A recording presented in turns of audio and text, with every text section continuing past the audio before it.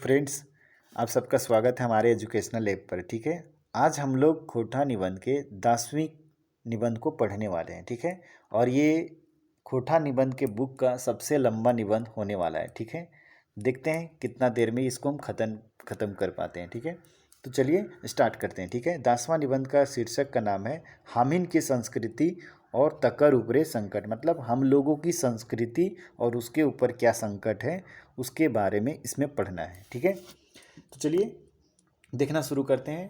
हिंदी में कोशिश करते हैं जहाँ समझाने की ज़रूरत पड़े वहीं पे रोक रोक के समझाते हैं, नहीं तो हम डायरेक्ट पढ़ते जाते हैं, आप लोग सुनते चले। ठीक है, क्योंकि अगर हम दोबारा करेंगे तो वीडियो काफ़ी लंबा हो, क्योंकि एक लंबा निबंध है। ठीक है, तो इसलिए चलिए देखते हैं। ठीक है, बोलता है अभी झारखंड में सांस्कृतिक पुनर्जागरण का समय चल रहा है। ठीक है, अभी क्या है, झारखंड में सांस्कृतिक पुनर्जागरण का समय चल रहा है। इस समय संस्कृति शब्द की चर्चा बहुत जोर से है और संस्कृति के लिए यह जरूरी है कि सभ्यता को समझा जाए। मतलब अभी संस्कृति का पुनर्जागरण चल रहा है और संस्कृति शब्द जो है वो बहुत ही ज़्यादा चर्चा में है। और इसके लिए क्या है कि संस्कृति को जानने जरूरी है और संस्कृति को जानने के लिए सभ्यता को भी समझना जरूरी है। ठीक है, दोनों का अर्थ समझने में कभी कभी भूल हो जाता है। ठीक है, दोनों का अर्थ को समझने में लगता है कि दोनों तो एक ही जैसा है, लेकिन वैसा नहीं है। वास्तव में दोनों के बीच अंतर बहुत मामूली है। सभ्यता और संस्कृति के बीच में जो अंतर है बहुत ही मामूली है, थोड़ा सा है, लेकिन दोनों एक ही सिक्का के दो पहलू हैं। यदि एक सभ्यता है तो दूसरा संस्कृति है। इसमें लेखक बताते हैं कि दोनों में अंतर जो बहुत छोटा सा है, लेकिन दोनों का एक ही सिक्का का दो पहलू है। ठीक है, और एक इसमें सिक्का सभी एक जो पहलू है वो सभ्यता है तो दूसरा पहलू संस्कृति है। ठीक है, इसे देखिए, इसे इस प्रकार समझने का प्रयास किया जा सकता है कि व्यक्ति के द्वारा अपने सुखों के लिए, याद रखिएगा, व्यक्ति के द्वारा अपने सुखों के लिए जो भी आविष्कार किया गया वो सभ्यता है। ठीक है, सभ्यता क्या है समझिए फिर से, व्यक्ति के द्वारा जो भी मतलब अपने सुखों के लिए आविष्कार किया वो सभ्यता है। जैसे मोटर, रेल, बिजली, हवाई जहाज, कपड़ा, कंप्यूटर इत्यादि। ठीक है, इन सब को मानव अपने सुख के लिए आविष्कार किया है। ठीक है, और इस सब का आविष्कार मानव जो है वो अपने सुख के लिए किया है, यही सभ्यता है। अर्थात सभी भौतिक वस्तुएं सभ्यता है। ठीक है, इसलिए कुछ विद्वानों ने सभ्यता को भौतिक संस्कृति कहा है। और इसमें क्या है कि ज़्यादातर जो चीज़ें हैं वो भौतिक सुख सुविधा प्रदान करने वाली है, इसलिए इसको कुछ विद्वान लोग हैं वो भौतिक संस्कृति कहा है। ठीक है, दूसरी ओर जो कुछ हम लोग हैं वही संस्कृति, और हम लोग जो हैं जो चीज़ आविष्कार हुआ वो सभ्यता, जो हम लोग खुद जो हैं वो संस्कृति है। ठीक है, अब हम लोग क्या है ये समझने की ज़रूरत है, तो हम लोग क्या है ये समझने की ज़रूरत है। ठीक है, थोड़ा सा ये लंबा है, पैसेंस बना के रखिएगा, पहले बोल रहे। ठीक है, बीच में छोड़िएगा, आप ही को नुकसान होगा, कहीं से भी क्वेश्चन आएगा तो आपको नुकसान हो जाएगा। ठीक है, उसके बाद हमारा विचार, चाल चलन, काम करने का तरीका, जीवन के प्रति हमारा दृष्टिकोण, हमारा जीवन दर्शन, हमारा विश्वास इत्यादि जो पीढ़ी दर पीढ़ी हम लोगों के बाप दादा से सीखते आए हैं, ये सभी चीज़ें का जो मिला जुला के जो रूप बना वही हम हैं। ठीक है, और यही हमारी संस्कृति है। ठीक है, अब क्या है सुनिए ध्यान से, हमारा विचार, चाल चलन, काम करने का तरीका, जीवन के प्रति हमारा कैसा दृष्टिकोण है, हमारा जीवन दर्शन, हमारा विश्वास जो पीढ़ी दर पीढ़ी हम लोग मतलब बाप दादा से सीखते आ रहे हैं, और ये सभी चीज़ों को जब हम मिला दें तो इसी का जो मिला जुला रूप होगा वही हम हैं। ठीक है, और यही हमारी संस्कृति भी है। ठीक है, सभ्यता और संस्कृति में क्या अंतर है अब ये जानना जरूरी है, इसे एक उदाहरण से समझें कैसे। ठीक है, आग जो है, आग मनुष्य का आविष्कार है। आग जो है वो मनुष्य का आविष्कार है। यदि चाहे तो पूरी दुनिया इससे जलाया जा सकता है, वहीं पूरे दुनिया के लिए आग का उपयोग करके भोजन भी पकाया जा सकता है। अब ये संस्कृति ही सिखाएगा कि आप आग का प्रयोग किस तरीके से कर रहे हैं। ठीक है, पूरी दुनिया को जलाने के लिए कर रहे हैं या पूरी दुनिया का पेट भरने के लिए, भोजन पकाने के लिए कर रहे हैं। ठीक है, सवाल यह है कि आग का प्रयोग हम दुनिया को जलाने के लिए करते हैं या फिर भोजन पकाने के लिए, वही चीज़ है। यदि इसका प्रयोग दुनिया को जलाने के लिए करते हैं तो यह संस्कृति नहीं विकृति है, ठीक है। अगर हम इस आग का प्रयोग दुनिया को जलाने के लिए करेंगे तो ये संस्कृति नहीं होगा, ये विकृति होगा, ठीक है। यदि मानव के हितों में इसका प्रयोग हो किया जाए तो वही संस्कृति है, ठीक है। यदि इस आग का प्रयोग मानव के हितों के लिए प्रयोग हो तो वो संस्कृति है, ठीक है। उसके बाद आगे, हम लोगों की संस्कृति की झलक हमारे पर्व त्योहारों, गीतों, हमारा चाल चलन, उठना बैठना, हमारा पिंधना ओढ़ना, हमारे काम करने के तरीके, हमारा नियम कानून और व्यवहार में देखा जाता है, ठीक है। और हम लोगों की संस्कृति की जो झलक है वो हमारे पर्व त्यौहार, गीतों में, हमारा चाल चलन में, उठना बैठना और हमारे पिंधना ओढ़ना में और हमारे काम करने के तरीके में देखा जाता है, ठीक है। उसके बाद आगे, झारखंड की संस्कृति। झारखंड की संस्कृति को थोड़ा सा समझते हैं, ठीक है। इस क्षेत्र का नाम झारखंड है, अर्थात धरती का ऐसा खंड व टुकड़ा जहाँ जंगल झाड़ी मुख्य रूप से पाया जाता है, ठीक है। झारखंड का नाम से ही स्पष्ट है कि धरती का एक ऐसा टुकड़ा जहाँ पे जंगल झाड़ी मुख्य रूप से पाया जाता है, ठीक है। झारखंड कोई नया नाम नहीं है, झारखंड जो है वो कोई नया नाम नहीं है, ठीक है। इसका वर्णन बौद्ध साहित्य में, वेदों में, पुराणों में मिलता है, ठीक है। और इसका जो वर्णन है वो बौद्ध साहित्य, वेद में, पुराण में, सभी में मिलता है, ठीक है। ये क्षेत्र उत्तर प्रदेश, बंगाल, बिहार और उड़ीसा से सटा हुआ है। और ये झारखंड जो है वो उत्तर प्रदेश, बंगाल, बिहार और उड़ीसा से सटा हुआ है, ठीक है। जहाँ भारत के सबसे अधिक अनुसूचित जाति और अनुसूचित जनजाति और कितने कितने तरह के पिछड़ी जाति और साधारण लोग रहते हैं, ठीक है। और इस एरिया में मतलब अनुसूचित जाति और अनुसूचित जनजाति और कितने ही अन्य तरह के पिछड़े वर्ग और साधारण लोग भी यहाँ रहते हैं, ठीक है। यहाँ मुंडा समूह, आग्नेय ऑस्ट्रिक की अनेक जातियाँ जैसे मुंडा, संथाली, हो, खड़िया, महली, भूमिज रहते हैं। और यहाँ पे क्या है, मुंडा जो प्रजाति है उसके कई जातियाँ रहती है, जैसे मुंडा, संथाली, हो, खड़िया, महली, भूमिज आदि रहते हैं, ठीक है। यही सब पूरी दुनिया में सबसे पहले सभ्य हुए, ठीक है। और यही सब जो है वो दुनिया में सबसे पहले सभ्य हुए, ठीक है। और दक्षिण पूर्व एशिया के ऑस्ट्रो एशियाई के वंशज हैं। और ये सब जो है वो दक्षिण पूर्व एशिया के ऑस्ट्रो एशियाई के वंशज ये लोग हैं, ठीक है। कौन लोग? मुंडा लोग, ठीक है। इस रूप में कहा जाए तो पूरी दुनिया में सबसे पहले मुंडा समूह ही सभ्य हुए। इस तरीके से अगर कहा जाए तो दुनिया में से सबसे पहले मुंडा जनजाति ही सभ्य हुई, ठीक है। उसके पीछे बाकी दुनिया सभ्य हुई और उसके पीछे पीछे बाकी दुनिया सभ्य हुई, ठीक है। ये बात सुनकर किसी को भी आश्चर्य होगा और ये भी सवाल किया जा सकता है कि मुंडा जाति को ठीक से कपड़ा लत्ता पहनना भी नहीं आता तो ये दुनिया की सबसे पहला सभ्य जाति कैसे हुई, ठीक है। अब देखो, ये अगर कोई बोल दे कि मुंडा जनजाति जो है वो सबसे पहले सभ्य हुई तो इस बात को सुन करके किसी को भी आश्चर्य हो सकता है। कैसे? कि जिस जनजाति को ठीक से कपड़ा लत्ता पहनना भी नहीं आता है तो वो जनजाति दुनिया की सबसे सभ्य जाति कैसे हुई, ठीक है। तो यहाँ एक बात जान लेने की आवश्यकता है।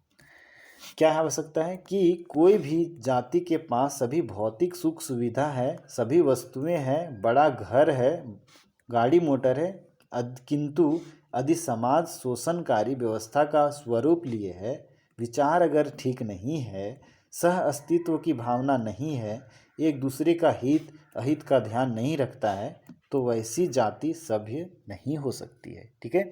एक बात यहाँ ध्यान रखना है, अगर आपके पास गाड़ी मोटर सब कुछ है, बड़ा बड़ा बंगला है, तो क्या आप सभ्य कहलाएंगे? नहीं। अगर आपके समाज में शोषणकारी व्यवस्था है तो भी आप सभ्य नहीं कहलाएंगे, सभ्य समाज के लोग नहीं कहलाएंगे। अगर विचार ठीक नहीं है तो भी आप सभ्य नहीं कहलाएंगे, ठीक है। सह अस्तित्व की भावना अगर नहीं है तो भी आप सभ्य नहीं कहलाएंगे, ठीक है। एक दूसरे का अगर हित या हित का ध्यान नहीं रखते हैं तो भी आप सभ्य नहीं कहला सकते हैं, ठीक है। उसके बाद, मनुष्य के प्रत्येक कर्म मनुष्य के हित के लिए नहीं के लिए नहीं होता तो वैसी स्थिति में वे भी सभ्य जाति नहीं मानी जाएगी। अगर मनुष्य का कोई भी काम है वो मनुष्य के हित के लिए अगर नहीं है तो वो भी मतलब सभ्य जाति नहीं माना जाता है। ठीक है। उसके बाद सभ्य का मतलब सीधे अच्छा अच्छा पहनावा, गाड़ी मोटर और साफ सुथरा तथा सुख से रहना नहीं है। ठीक है। सभ्य कहने का मतलब ये नहीं है कि अच्छा अच्छा पहनावा रहे, गाड़ी मोटर रहे और साफ सुथरा रहे, सुख से रहे, तो ये सभ्य नहीं है। सभ्य का पहचान ये नहीं है। ठीक है। सभ्य तो तभी कहा जा सकता है जब इन सुविधाओं का सबको बराबर का लाभ मिले। सभ्य तभी कहा जा सकता है कि जब समाज के सभी वर्गों को इन सुविधाओं का बराबर लाभ मिले, तब वो सभ्य समाज कहलाएगा। ठीक है। इस विचार से मुंडा और जाति और इस झारखंड के क्षेत्र में रहने वाले लोग ज़्यादा सभ्य हैं। और इस मामले में अगर देखा जाए तो झारखंड के क्षेत्र में जो भी लोग रहते हैं वो ज़्यादा सभ्य हैं। ठीक है। क्योंकि यहाँ की सामाजिक व्यवस्था असमतावादी और मानवतावादी है। सह अस्तित्व की भावना हर एक जगह यहाँ पाया जाता है। ठीक है। अब इस तरीके से क्यों है? क्योंकि यहाँ की जो सामाजिक व्यवस्था है वो समतावादी मतलब सबको बराबर, और मानवतावादी मतलब मानवता के हितों को ध्यान में रख करके काम किया जाता है। और सह अस्तित्व की भावना तो यहाँ लोग के हर एक जगह पाया जाता है। तो इस तरीके से मतलब जो मुंडा जनजाति है वो सभी जनजाति होगी। ठीक है। आगे आगे देखते हैं। झारखंडी संस्कृति में ऐसी ऐसी खूबी है और ऐसे ऐसे चाल चलन हमारे पास हजारों वर्ष पहले से रहे हैं। ठीक है।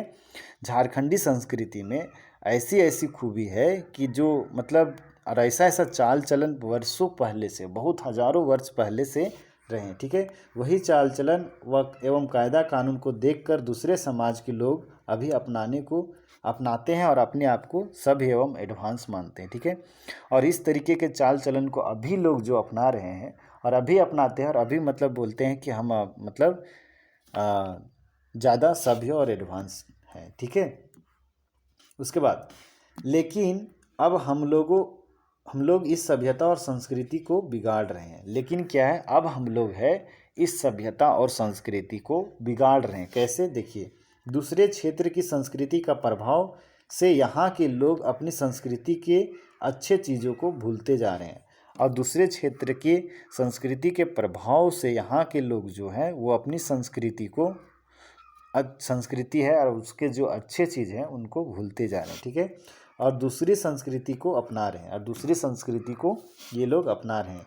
इसके पीछे बहुत बड़ा षड्यंत्र चल रहा है। और इसके पीछे क्या है? बहुत बड़ा षड्यंत्र चल रहा है। इस क्षेत्र को उपनिवेश बना के चूसा जा रहा है। ठीक है। और इस क्षेत्र को क्या है? उपनिवेश बना करके चूसा जा रहा है। ठीक है। यहाँ की भाषा संस्कृति से शोषण करने वाले लोग घृणा करते हैं। ठीक है। और यहाँ की भाषा से संस्कृति से शोषण करने वाले लोग घृणा करते हैं। ठीक है। जो लोग शोषण कर रहे हैं वे लोग यहाँ की भाषा से और संस्कृति से घृणा करते हैं। ठीक है।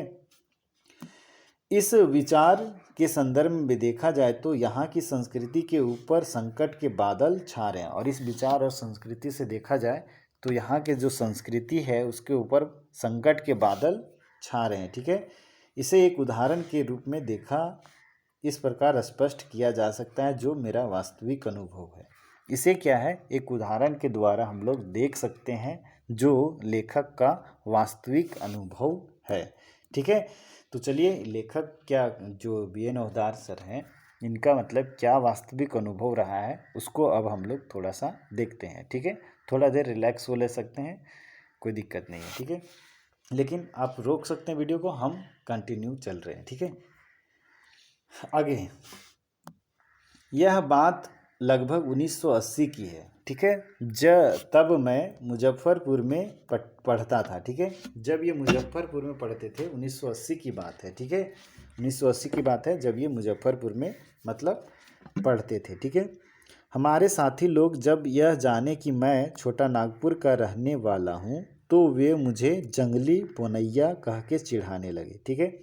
जब इनके साथी लोग जाने कि ये छोटा नागपुर का रहने वाले हैं तो इनके साथी लोग इन्हें जंगली बोनैया कह के चिढ़ाने लगते थे। ठीक है। वे हमेशा से एक बात बोलते थे, क्या कि हमारे यहाँ की महिलाएं बिना पर्दा किए हाट बाजार घूमती है। ठीक है, वे लोग कहते थे, उनके दोस्त लोग, कि जो छोटा नागपुर के लोग होते हैं उन वहाँ की महिलाएं जो होती है वो बिना पर्दा किए मतलब हाट बाजार घूमती है। ठीक है, मतलब सब जगह जाती है। ठीक है, बिना पर्दा किए हुए। ठीक है, खेत खलिहान भी जाती है, पुरुषों की तरह जानवरों का भी देखभाल करती है। तो मैंने पूछा, मतलब उनके दोस्त लोग कहते थे कि यहाँ की इन लोग की जो महिलाएं होती है वो बिना पर्दा किए हाट बाजार घूमती है, खेत खलिहान भी जाती है।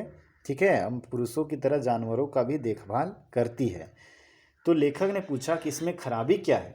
हम लोगों की अगर महिलाएं हाट बाजार घूमती है, बिना पर्दा किए जानवरों को देखभाल करती है, खेत खलिहान जाती है, तो इसमें खराबी क्या है वो बताओ। भला उनके पास भी पेट है, भूख है और उसे पूरा करने के लिए 2 हाथ 2 पैर भी है। यदि कमा के मेहनत करके पेट भरती है तो इसमें क्या बुराई है? इतना सुनते ही वे लोग ठहाका लगा के हंसते और कहने लगे, और कहते हैं, क्या कहते हैं सुनिएगा। मतलब लेखक उनको जवाब जरूर देते हैं। ठीक है, जवाब देते हैं कि उन लोगों का भी 2 हाथ है, 2 पैर है, यदि वो मेहनत करके कमा रहे हैं, पेट भर रहे हैं, तो इसमें क्या बुराई है? इतना सुनते हैं वे लोग, मतलब उसका उपहास करते हैं, लेखक जी का उपहास करते हैं। क्या कहते हैं सुनिएगा। बेवकूफ़, तुम लोग जंगली हो, असभ्य हो, औरतों को मर्दों की तरह बेपर्दा शहर बाजार घूमने देते हो, खेत खलिहान जाने देते हो। औरत इस काम के लिए तो नहीं होती ना। वो लोग कहते हैं कि बेवकूफ़ हो, तुम लोग तो जंगली हो।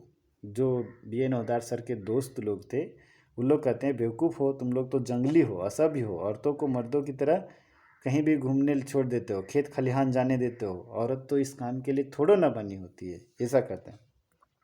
औरत होती है घर की शोभा, औरत होती है पुरुषों की सुख पहुंचाने के लिए। ठीक है, औरत के ऊपर कुल खानदान का इज्जत होता है। ठीक है, इज्जत ही सारे बाजार खेती खलिहान में घूमती फिरे तो कुल खानदान की और घर की और स्वयं हमारी क्या इज्जत रह जाएगी। वो उसका दोस्त लोग कहते हैं कि औरत तो घर की शोभा होती है, औरत घर की पुरुषों को जो सुख पहुंचाने वाली होती है। ठीक है, औरत के ऊपर कुल खानदान का इज्जत होता है, और इज्जत को ही तुम लोग क्या करते हो, खेत खलिहान में जाने के लिए छोड़ देते हो। तो उस तरीके से कुल खानदान का क्या इज्जत रह जाएगा, घर का इज्जत क्या रह जाएगा, स्वयं जो भेजेगा उसकी इज्जत क्या रह जाएगा। ठीक है, जिसकी वाइफ है उसकी क्या इज्जत रह जाएगा। ठीक है, तो आगे बोलता है, पुरुष का धर्म है औरत का भरण पोषण करना, उसकी इज्जत की रखवाली करना। ठीक है, और पुरुष का काम क्या है कि औरत का भरण पोषण करना और उसकी इज्जत की रखवाली करना। ये उसके दोस्त लोग बोलते हैं। ठीक है, कि इस तरीके का होना चाहिए। ठीक है, उसके बाद कुछ दिनों के बाद एक शादी समारोह में जाने का मौका मिला। ठीक है, उसके बाद लेखक लिख रहे हैं कि कुछ दिन के बाद लेखक को शादी समारोह में जाने का मौका मिला। ठीक है, वहाँ मैंने देखा कि उस परिवार की बहू बेटी खुलेआम घूम रही थी। ठीक है, वहाँ इन्होंने देखे कि वहाँ जो बहू बेटी है वो खुलेआम घूम रही है। ठीक है, कोई भी महिला पर्दा में नहीं थी, और वहाँ पे कोई भी महिला पर्दा में नहीं थी। नई बहू सभी अतिथियों से मिल रही थी। ठीक है, और नई बहू जो आई हुई थी वो भी सभी अतिथियों से मिल रही थी। मुझे बड़ा आश्चर्य लगा। इनको आश्चर्य क्या हुआ, देखिए, मैंने अपने साथियों से पूछा, क्या जी, आप लोग तो कहते थे कि हमारे यहाँ की महिलाएं खुले आम घूमती फिरती नहीं है, फिर गैर से बोलती नहीं है, किंतु यहाँ तो ऐसा नहीं है। आखिर माजरा क्या है? ठीक है, तो वहाँ पे जब पार्टी में गए थे, शादी समारोह में गए थे, तो वहाँ उन्होंने जो देखा उसके आधार पर अपने क्या देखे कि वहाँ पे जो भी बहू बेटी थी वो बेपर्दा मतलब बिना पर्दा किए हुए घूम रही थी, सभी से मिल करके बातचीत भी कर रही थी। और जो नई बहू थी आई हुई वो भी मतलब सब अतिथियों से मिल रही थी। ठीक है, तो इस पे लेखक बोले कि अपने साथियों से कि क्या जी, आप लोग का तो मतलब कहते थे कि हमारे यहाँ की जो महिलाएं हैं वो मतलब खुलेआम नहीं घूमती फिरती है, किसी गैर से भी नहीं बोलती है, तो फिर यहाँ तो कुछ ऐसा नहीं है, आखिर माजरा क्या है? तो उसका दोस्त चटपट बोला, क्या बोला, झट से बोलता है क्या, अरे नहीं जानते, बड़े हाई सोसाइटी वाले हैं ये लोग, ठीक है, बड़ा एडवांस परिवार है, ठीक है। वो बोलता है कि ये लोग बड़े एडवांस परिवार है, हाई सोसाइटी वाले हैं, ठीक है, बहुत ऊंचे ऊंचे पोस्ट पर ये लोग काम करते हैं, ठीक है, बहुत ऊंचे ऊंचे पोस्ट पर इन लोग काम करते हैं, ठीक है। ये सब बता रहा है उनके लेखक के दोस्त लोग। इनकी घर की सभी औरतें सर्विस करती है। मैंने तुरंत कहा, हमारे यहाँ की औरतें भी तो सभी काम करती है, सभी से तो खुलेआम मिलती है, पर्दा नहीं करती है, हाट बाजार जाती है, खेत खलिहानों में काम करती है, यहाँ तक कि औरतें बारात भी जाती है। तो हम तो इस फैमिली से भी एडवांस हुए कि नहीं। तो पूछते हैं लेखक कि हमारे यहाँ की भी तो महिलाएं काम करती है, हाट बाजार जाती है, खेत खलिहान में काम करती है, यहाँ तक कि औरतें बारात भी जाती है, तो हम तो इस फैमिली से भी एडवांस हुए ना, ठीक है। तो उसके बाद आगे देखते हैं थोड़ा सा। उसके बाद यहाँ पे बोला जाता है लेखक के द्वारा और भी, हमारे यहाँ किसी खास परिवार का नहीं बल्कि सारे झारखंड में ऐसा रिवाज है, तो हमारा पूरा झारखंड ही एडवांस हुआ ना, ठीक है। लेखक बोलते हैं कि हमारे यहाँ तो किसी एक परिवार का ऐसा बात नहीं है, हमारे यहाँ तो पूरे झारखंड में ऐसा रिवाज है, तो हमारा पूरा झारखंड ही एडवांस हुआ ना। फिर हमें किस तरह से तुम लोग जंगली और असभ्य कहते हो। फिर लेखक बोलते हैं कि तुम लोग किस तरीके से फिर हम लोग को जंगली और असभ्य कहते हो। इतना सुनकर सबका माथा चकरा गया, ठीक है। और इतना जब उनके दोस्त लोग सुने तो उन लोग का माथा चकरा गया, ठीक है। आगे, झारखंड का सामाजिक व्यवस्था में 3 मूल गुण पाया जाता है, ठीक है। आगे लिखते हैं कि झारखंड का सामाजिक व्यवस्था में 3 मूल गुण पाया जाता है, ठीक है। क्या क्या? श्रम, समानता और सह अस्तित्व, ठीक है। श्रम, समानता और सह अस्तित्व, ठीक है। उसके बाद, और ये तीनों गुण दुनिया के सबसे विकसित और सबसे सुसंस्कृत और सबसे सभ्य समाज का गुण है।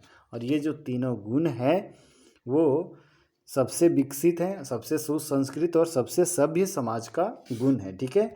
लेकिन बड़े दुख की बात है कि आज हम लोग अपने ही इन्हीं गुणों को भूलते जा रहे हैं, और जो हमारी संस्कृति के ऊपर संकट है। और हम लोग क्या है कि इन्हीं 3 गुणों को भूलते जा रहे हैं, और ये हमारी सभ्यता संस्कृति के ऊपर संकट का बादल मतलब एक तरह का मंडरा रहा है, ठीक है। उसके बाद आगे, झारखंड के लोग परिश्रमी हैं और वे परिश्रम करके खाते हैं, ठीक है। झारखंड के लोग जो है वो परिश्रमी है और परिश्रम करके ही खाना इन लोगों को अच्छा है, ठीक है। काम चोरी नहीं करते हैं, बेईमानी नहीं करते हैं, परिश्रम करके खाने का गुण हमारी वास्तविक संस्कृति का गुण है। और परिश्रम करके खाने का जो गुण है वो हमारी संस्कृति का वास्तविक गुण है। और यही कारण है कि झारखंड के लोग बड़े सुखी से रहते हैं। लेकिन आज इस सोच में अंतर पड़ चुका है। क्या अंतर है? यहाँ के लोग देखने लगे हैं कि जो काम नहीं करता है वही सुखी है, और जो काम करता है, मेहनत करता है, वो दुखों में समय बिताता है, ठीक है। यहाँ पे क्या है कि झारखंड के लोग बड़े सुखी से रहते हैं, ठीक है। आज लेकिन क्या हुआ है, इस सोच में जो है वो अंतर पड़ रहा है। क्या? यहाँ के लोग देखने लगे कि जो काम नहीं करता है वही सुखी से रहता है, और जो काम करता है वो मेहनत करता है वही दुखी से रहता है। ये सोच के कारण यहाँ के लोगों कामचोरी, ठगी और बेईमानी को अच्छा समझने लगे हैं, जो हमारी संस्कृति के ऊपर संकट है। और यहाँ के लोग क्या समझने लगे हैं कि जो मतलब कामचोरी है, ठगी करता है, बेईमानी करता है, वे लोग ही अच्छा से रहते हैं, और ऐसा काम करना शुरू कर दिए हैं, जो हमारी संस्कृति जो है उसके ऊपर संकट है, ठीक है। आगे देखिए, हमारी संस्कृति की दूसरी खूबी है समानता की भावना। और हमारी संस्कृति की जो दूसरी खूबी है वो समानता की भावना है। आदमी तो आदमी, यहाँ कुत्ता और बिल्ली को भी बराबर का हिस्सा दिया जाता है, ठीक है। लेकिन आज यह भी गुण समाप्त हो रहा है, ठीक है। लेकिन आज भी क्या है, ये गुण जो है वो समाप्त हो रहा है, इसलिए झारखंड की संस्कृति संकट में है, ठीक है। और ये गुण भी समाप्त हो रहा है, इस कारण से झारखंड की संस्कृति जो है वो भी संकट में है, ठीक है। हमारी संस्कृति की तीसरी विशेषता है सह अस्तित्व, अर्थात जियो और जीने दो। सह अस्तित्व मतलब सबको जीने दो और जियो भी, ठीक है। ऐसा जीवन दृष्टि हमारी संस्कृति की वास्तविक विशेषता है, और ऐसा जीवन दृष्टि जो है वो झारखंड के लोगों की खास करके वास्तविक विशेषता है। अभी भी झारखंड के गांवों में भ्रमण करके देखे तो कभी कभी आश्चर्यचकित हो जाएगा कि ये देखकर कि कहीं कहीं कुर्मी का घर है और कहीं रविदास का भी घर है। मतलब कहीं कहीं कुर्मी का घर है, वहीं पे भी रविदास का भी घर है। मुसलमान, कुर्मी, रविदास, मुंडा आदि झारखंड के गांवों में मिले जुले रूपों में बसे हुए हैं। ठीक है, और ये देख करके आपको सहअस्तित्व कहाँ देखने को मिलेगा, जहाँ पे जिस गांव में, मतलब बहुत सारे गांव में ऐसा है कि मुसलमान लोग भी है, कुर्मी लोग भी है, रविदास लोग भी है, मुंडा लोग भी है, सब एक ही गांव में बसे हुए हैं। ठीक है, उसके बाद अभी भी मेरे अपने गांव में मुसलमान के घर के सामने कुर्मी सैकड़ों वर्षों से रहते आ रहे हैं। ठीक है, और अभी भी लेखक लिखते हैं कि हमारे गांव में मुसलमान के घर के सामने सैकड़ों वर्षों से कुर्मी मतलब रहते आ रहे हैं। ठीक है, आज़ादी के पहले झारखंड में कोई सांप्रदायिक दंगा की बात कभी नहीं हुआ। ठीक है, आज़ादी के पहले झारखंड में मतलब कभी भी मतलब सांप्रदायिक दंगा मतलब हिंदू मुस्लिम का विवाद का कभी ऐसा नहीं हुआ। लेकिन अब झारखंड में ये सब शुरू हो चुका है। लेकिन अब क्या है कि झारखंड में भी ये सब शुरू हो चुका है। ठीक है, झारखंड के लिए सरकार जो योजना बना रही है उसमें हरिजनों का घर गांव से बाहर बनाया जा रहा है। ठीक है, हिंदू मुसलमान और आदिवासियों के बीच भेदभाव वाला विचार फैलाया जा रहा है, जो हमारी संस्कृति के ऊपर संकट है। आजकल क्या है कि झारखंड सरकार की जो योजना बन रही है और उसमें जो घर वगैरह बनता है वो हरिजनों का जो गांव है, घर है, वो गांव से मतलब बाहर बनाया जा रहा है। और इस तरीके से मतलब हिंदू मुसलमान और आदिवासियों के बीच जो है वो मतलब भेदभाव वाला विचार फैलाया जा रहा है, और इस तरीके से हमारी संस्कृति के ऊपर ये भी एक संकट है। ठीक है, चौथी चीज़ है भाषा। चौथी चीज़ जो है वो भाषा है। भाषा संस्कृति की वाहक, अर्थात हमारी संस्कृति या कोई अन्य संस्कृति भाषा के माध्यम से प्रकट होती है। भाषा भी क्या है, एक संस्कृति का एक महत्वपूर्ण कड़ी है। ठीक है, और भाषा जो होता है वही संस्कृति का वाहक माना जाता है। ठीक है, इसी के माध्यम से संस्कृति जो है वो प्रकट होती है। ठीक है, यदि भाषा ना रहा तो संस्कृति का प्रसार भी नहीं हो पाएगा। यदि भाषा ही नहीं रहेगा तो संस्कृति का प्रसार नहीं हो पाएगा। यदि भाषा मर गया तो संस्कृति को कोई नहीं बचा सकता। यदि भाषा अगर मर गया तो संस्कृति को फिर कोई नहीं बचा पाएगा। आज हमारे मन में अपनी भाषा और संस्कृति के बीच इतना हीन भावना भर दिया गया है कि अपनी मातृभाषा बोलने से हमें शर्म आती है।